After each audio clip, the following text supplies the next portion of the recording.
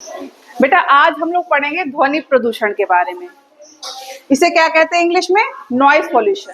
ठीक है, अभी तक हमने क्या पढ़ा? वायु प्रदूषण और जल प्रदूषण।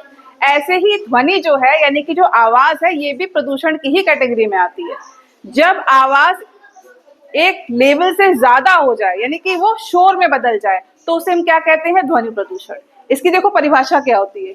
जब ध्वनि का कानों व मस्तिष्क पर प्रतिकूल प्रभाव पड़ने लगे, ठीक है, तो उसे क्या कहते हैं? शोर। यानी कि आपके कानों पे और आपके दिमाग में वो कैसा हो जाए? एकदम शोर के रूप में आ जाए, और इसे हम क्या कहते हैं? ध्वनि प्रदूषण। एकदम उसका प्रभाव प्रतिकूल पड़ने लगे, मतलब आपको आवाज बिल्कुल भी अच्छी ना लगे। ठीक है, जब आपको आवाज बिल्कुल अच्छी ना लगे तो उसे हम कहते हैं ध्वनि प्रदूषण। समझ में आ रहा है? अब इसके कारण क्या क्या है ध्वनि प्रदूषण के? पहला है यातायात के साधनों से तेज ध्वनि। जैसे रोड पे ट्रक चलते हैं, बस चलते हैं, कार चलती है, बाइक चलती है, चलते हैं, ये सब यातायात के साधन है। यातायात क्या होता है? मतलब आपको आना जाना, आप कहीं भी जा रहे हो, है ना, तो ये यातायात के साधन होंगे इसमें। अब इसमें अगर कोई हॉर्न बजा रहा है, भाई एक तो हॉर्न आप तब बजाओगे कि आगे कोई गाड़ी है।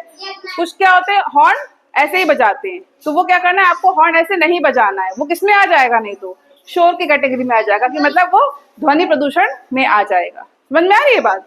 नेक्स्ट क्या है? टीवी, रेडियो, डीजे आदि की तेज ध्वनि। यानी आप टीवी की आवाज बहुत तेज वॉल्यूम में सुन रहे हो।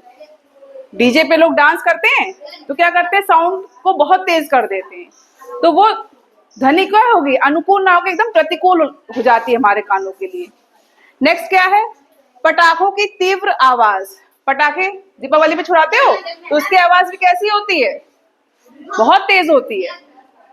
नेक्स्ट क्या है? उद्योगों में प्रयोग की जाने वाली मशीनों व जनरेटर। इंडस्ट्री में क्या करते हैं? मशीन का या फिर जनरेटर का यूज करते हैं, और वो भी क्या करते हैं? बहुत तेज साउंड करते हैं, तो ये भी किस में आ जाएगा? ध्वनि प्रदूषण में। नेक्स्ट क्या है? प्राकृतिक क्रियाएं, जैसे बिजली कड़कना।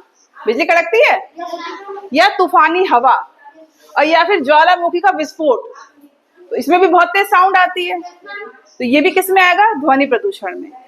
अब ये तो हमारे सारे कारण थे कि ध्वनि प्रदूषण के कारण क्या क्या है। अब इससे प्रभाव क्या पड़ेगा? सबसे पहला जो प्रभाव पड़ेगा वो है बहरापन, या तो पूर्ण रूप से या फिर आंशिक, यानी कि आप बहरे हो जाओगे। ठीक है। नेक्स्ट, मानसिक तनाव। आपके दिमाग में क्या होगा? एक तनाव रहेगा। फिर सिर दर्द होगा, और दिल का दौरा यानी कि हार्ट अटैक भी पड़ सकता है। रक्तचाप बढ़ जाएगा, यानी कि ब्लड प्रेशर क्या होगा? तेज हो जाएगा, हाई हो जाएगा। और अनिद्रा, अनिद्रा मतलब नींद ना आना, आपको नींद नहीं आएगी। तो ये सारे क्या होंगे? इसके प्रभाव होंगे। अब ये बताओ इसको दूर कैसे करेंगे? हम लोगों ने कारण पढ़ लिया, इसके प्रभाव पढ़ लिए, इसको दूर भी तो करना हमारा ही तो कर्तव्य है। तो क्या करना चाहिए? जो भी आपके यातायात के साधन है उसमें जो आपने हॉर्न लगा रखा है वो आप तभी इस्तेमाल करें जब जरूरत हो, बिना जरूरत के हॉर्न का इस्तेमाल ना करें। ठीक है। और क्या कर सकते हैं? कोशिश करें कि दीपावली ऐसे मनाएं कि पटाखों का इस्तेमाल या तो बहुत कम करें या बिल्कुल ना करें, क्योंकि इससे कहीं ना कहीं हमारा जो वायु जो है वो भी प्रदूषित होती है। भाई ध्वनि प्रदूषण तो हो ही रहा है, साथ में वायु प्रदूषण भी हो रहा है।